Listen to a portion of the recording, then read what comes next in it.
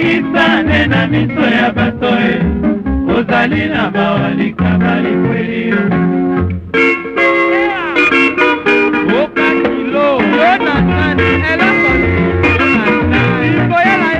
Patrimoine culturel et riche en sonorités, la rumba, dénommée à son origine la kumba, est une danse de nombril dont l'Afrique centrale, notamment le royaume Congo, est le berceau. Pour la petite histoire, ce genre musical a été exporté à Cuba il y a 5 siècles par des esclaves noirs. Dépossédée de son africanité, la rumba est restée pendant longtemps l'ombre d'elle-même. C'est finalement dans les années 40 et 50 que les Africains vont se réapproprier la rumba et feront d'elle un moyen d'expression artistique, dénonçant ainsi la discrimination raciale. Pour donner une certaine vitalité à la rumba, les musiciens africains y ajoutent d'autres sonorités. Ainsi, dans certains articles, on peut lire les noms de Polo Kamba, Wendo Kolosoy, Dimi Zakari, cités comme des grands précurseurs de la rumba.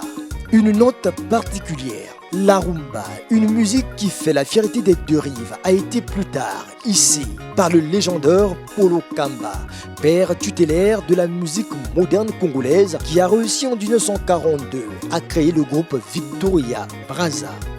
Ce groupe a connu plusieurs musiciens au détriment d'une musique individualiste. En 1943, le renforcement des liens d'amitié tissés entre Polo Kamba et Wendo Kolosoy donnera lieu à une certaine solidarité musicale. Wendo Kolosoy, à son tour, crée Victoria Kin, suivant le modèle de Victoria Brazza. Victoria Brazza et Victoria Kin ont ainsi assuré de façon dynamique le retentissement de la rumba congolaise. La sensibilité musicale de cette rumba authentique de Polo Kamba est restée inoubliable. Notre musique était quand même bien gardée, dans le sens que nous, on apprenait à composer des chansons, c'est des chansons thématiques, dans l'objectif qu'une chanson doit transformer quelqu'un dans la société. À l'époque, elle a eu peut-être la chance de se mouvoir elle-même, parce qu'elle dominait comme ça, il y a un vent qui soufflait, qu'elle dominait sur d'autres musiques facilement. Une musique anglaise était bien écoutée, même dans les pays anglophones, au Nigeria ou partout. Si c'était Mario qui passait, en tout cas une Nigérienne n'écoutait pas le lingala, mais en tout cas le rythme entraînait facilement.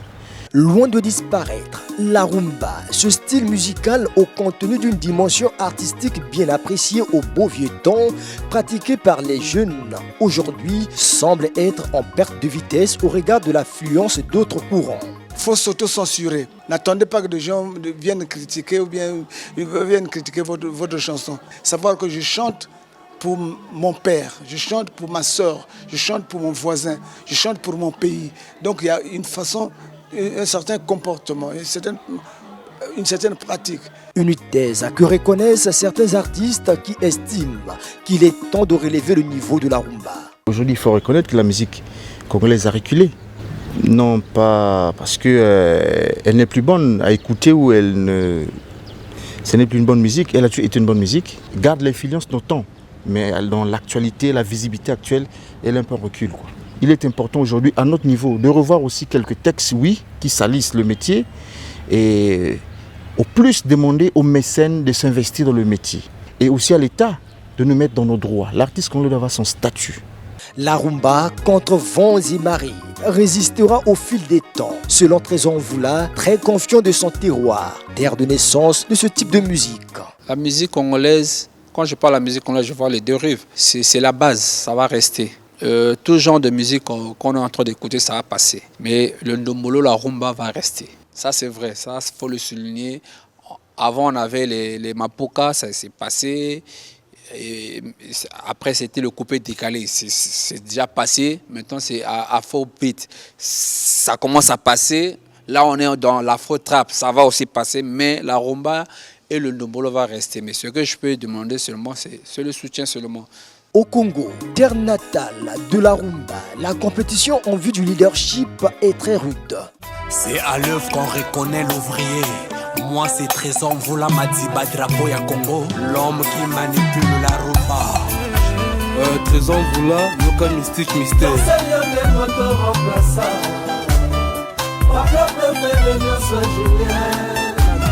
moi c'est Segra Carlo. Où que tu sois, je pense à toi, Jonas. Ce que je ressens, c'est l'amour de l'amour, Jonas Omina. C'est Messi Harley Jordan, le génie de la rumba congolaise. Ils étaient sexy, chocolat chaud. Oui, Ferregola. Sois les bienvenus à la rumba congolaise. Merci, le padre. Le Métatron, Kevin Mwande, c'est moi. Le papa. Paratex, colle-moi ça. Et nul ne peut revendiquer mon trône. Je suis le patron de la rumba congolaise. Copa. Hey, mwana nalakisa yo nyonso oyo yebi pa nyonso nga nayebi. Je m'appelle Roga Messi, le grand Zangoul, Zebiraza Tatatatu, suprême lampadaire, c'est moi. Kimidoulé et Samangwana, pour leur part, insistent sur l'originalité de la rumba congolaise, véritable identité culturelle. Les jeunes actuellement, je leur demanderais d'aller en avant et se référer toujours derrière. Il faut toujours avoir des références. Nos grands, depuis les Polo Kamba, ils ont laissé des traces. La musique congolaise a sa couleur. Il y a la mondialisation, mais il ne faut jamais oublier les repères de la musique congolaise.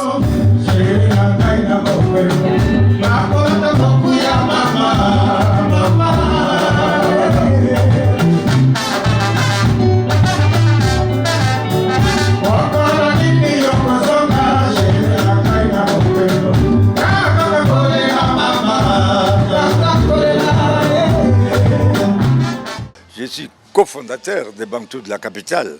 Et on m'appelle le patriarche parce que je suis resté le seul.